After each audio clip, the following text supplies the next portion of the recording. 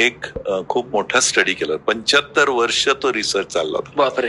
त्यासाठी 4 research teams बदलल्या, कारण ते मेले लोक, म्हणजे म्हातारे होऊन गेले असं होऊन ते 4 रिसर्च टीम 75 वर्षाच्या स्टडी नंतर, जो कित्येक हजारो लोकांवरती केलेला होता, त्यांनी जे निष्कर्ष काढले की व्हॉट इज गुड लिव्हिंग किंवा व्हॉट इज लॉंग लिव्हिंग, त्याच्यामध्ये टॉपला काय आहे तर तुमचा जनसंपर्क किती आहे.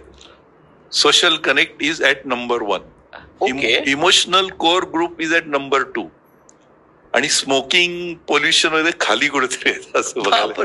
इतकं तो महत्वाचा स्टडी आहे. म्हणजे इट इज स्टार्टलिंग आहे तो स्टडी, आणि WHO व्हेरी ऑथेंटिक स्टडी. मी तो त्यातले डिटेल्स पण वाचलेत मी, त्यामुळे मी ते पण सगळ्यांना सांगत असतो की बाबा फॅमिली अँड फ्रेंड्स ह्याला तुम्ही अंडर प्ले करू नका. It is phenomenally important for good living, prevent heart attack, समजे सगळे चांगलं हेल्थ राहावी, लॉंग लाईफ मिळावं, याच्यासाठी ते खूप महत्वाचं आहे. म्हणजे खरंच लास्टला कुठेतरी क्लीन एअर आहे त्याच्यात.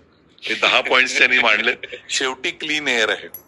आणि मग क्विट स्मोकिंगला थोडं महत्व आहे, वेट रिडक्शनला थोडं महत्व आहे. Top 1 is social connect, top 2 is core group, म्हणजे फॅमिली अँड फ्रेंडचा कोर ग्रुप. त्यामुळे तो एक मुद्दा एकदम महत्वाचा हार्ट हेल्थ साठी. सोशल हा खूपच वेगळा भयंकर मोठा पर्स्पेक्टिव्ह आहे तो. आणि त्यामुळे मला हे ना खूप आवडतं सोशल मीडिया. आणि आता for example I am sure सगळ्यांनाच तुम्हाला झालं, आता आम्ही शाळेमधनं पास आउट होऊन कितीतरी झाले, 50 पेक्षा जास्त वर्ष झाली, पण पूर्ण आमचा वर्ग आता व्हॉट्सअपवरती एकत्र आहे.